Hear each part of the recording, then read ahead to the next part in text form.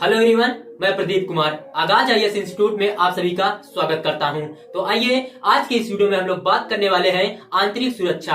आंतरिक सुरक्षा से रिलेटेड यूपीएससी के प्रीलिम्स और मेंस में जितने भी मोस्ट इंपोर्टेंट टॉपिक है हम आप लोगों के लिए लेकर आए हैं। तो देखिए, प्रीलिम्स के लिए जो टॉपिक है वो आनंदपुर साहिब संकल्प और भारत की स्वतंत्रता और विभाजन, महाराजा रणजीत सिंह का ननकाना साहिब, और मेंस के लिए जो टॉपिक है वो खालिस्तान मुद्दा है। तो आइए हम इन सभी यूपीएससी के प्रीलिम्स और मेंस के इन सभी टॉपिक के बारे में पूरे विस्तार से चर्चा करते हैं। तो देखिए, चर्चा में क्यों है।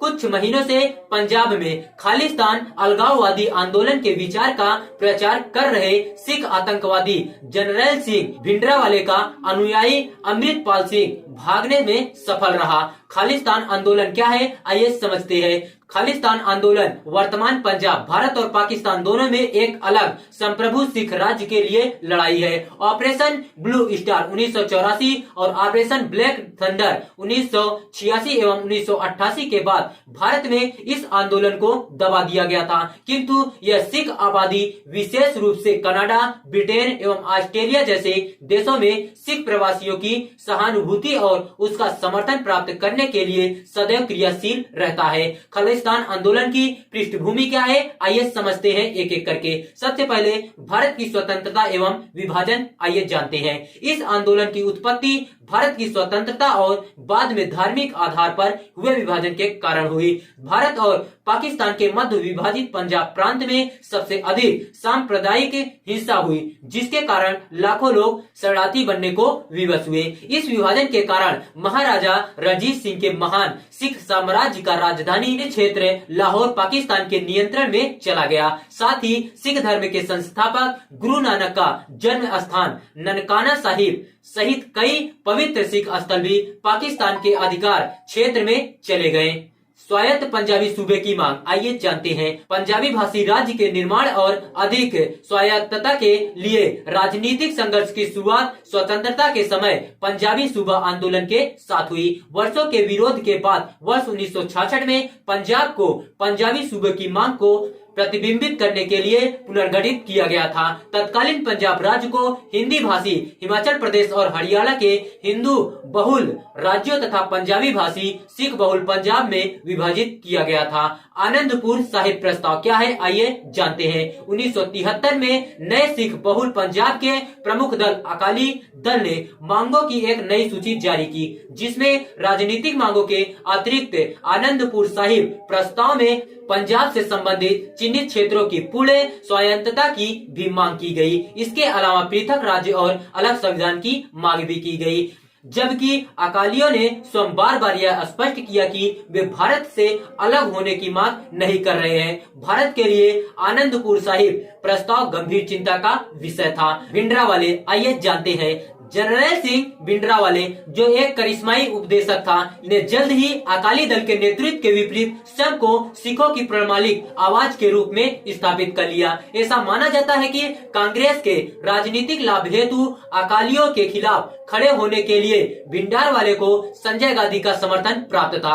हालांकि 1980 के दशक तक भिंडरावाले की शक्ति इतनी बढ़ गई थी कि वह सरकार के लिए मुसीबत बन चुका था। धर्म युद्ध मोर्चा क्या है, आइए हम लोग जानते हैं। वर्ष 1982 में भिंडरावाले ने अकाली दल के नेतृत्व के समर्थन से धर्म युद्ध मोर्चा नामक सविनय अवज्ञा आंदोलन शुरू किया। उसने पुलिस के साथ प्रदर्शनों और झड़पों का निर्देशन करते हुए स्वर्ण मंदिर परिसर को निवास स्थान बना लिया। यह आंदोलन पहली बार आनंदपुर साहिब प्रस्ताव में शामिल मांगों की पूर्ति के उद्देश्य से तैयार किया गया था, जिसमें राज्य की ग्रामीण सिख आबादी की चिंताओं को संबोधित किया गया था। हालांकि बढ़ते धार्मिक ध्रुवीकरण, सांप्रदायिक हिंसा और हिंदुओं के खिलाफ भिंडरावाले की कठोर बयानबाजी के कारण इंदिरा गांधी की सरकार ने आंदोलन को अलगाववादी घोषित कर दिया।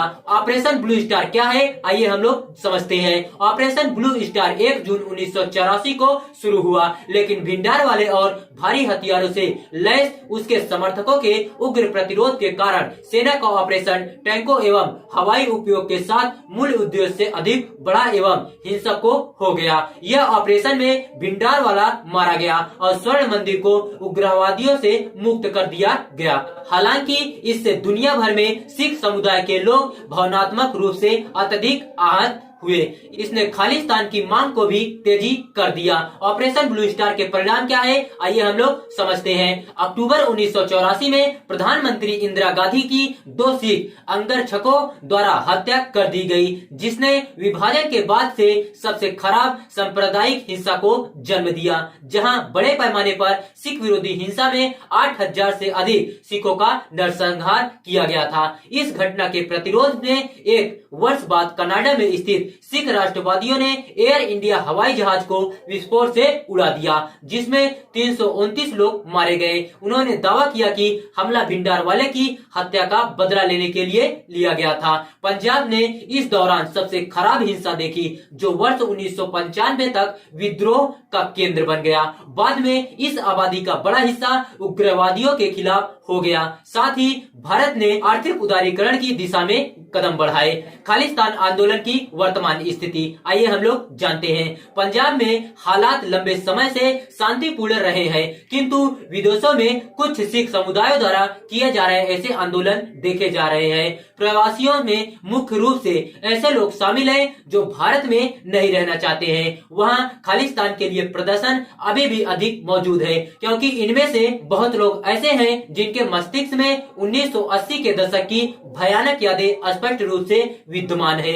सिखों की कुछ नई पीढ़ियों में ऑपरेशन ब्लू स्टार और स्वर्ण मंदिर की बेअदबी को लेकर अत्यधिक गुस्सा प्रतिध्वनित होता रहता है। 1980 के दशक को अंधकार का युग माना जाता है और बहुत से लोग भिंडारवाले को शहीद के रूप में देखते हैं, लेकिन इसका अर्थ यह नहीं कि खालिस्तान आंदोलन के लिए वास्तव में राजनीतिक समर्थन प्राप्त होने लगा है। एक छोटा अल्पसंख्यक समुदाय अतीत की बातों में भी उलझा हुआ है और वह लोकप्रिय समर्थन के कारण प्रभावशाली नहीं बना हुआ है, बल्कि इसलिए कि वह लेफ्ट और राइट के विभिन्न राजनीतिक दलों के साथ अपने राजनीतिक प्रभाव को बनाए रखने का प्रयास कर रहा है।